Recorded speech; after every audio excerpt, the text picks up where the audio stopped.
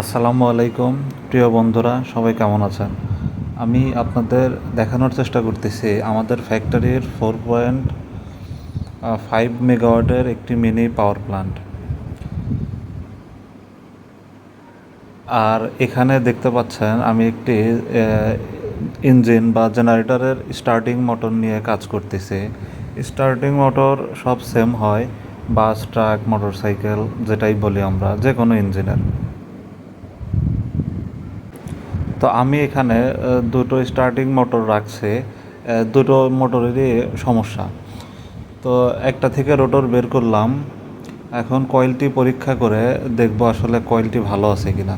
যদি ভালো থাকে তাহলে কালো মোটরটিতে এই রোটরটি লাগিয়ে চেষ্টা করব স্টার্ট দেওয়ার চেষ্টা করব আর কি।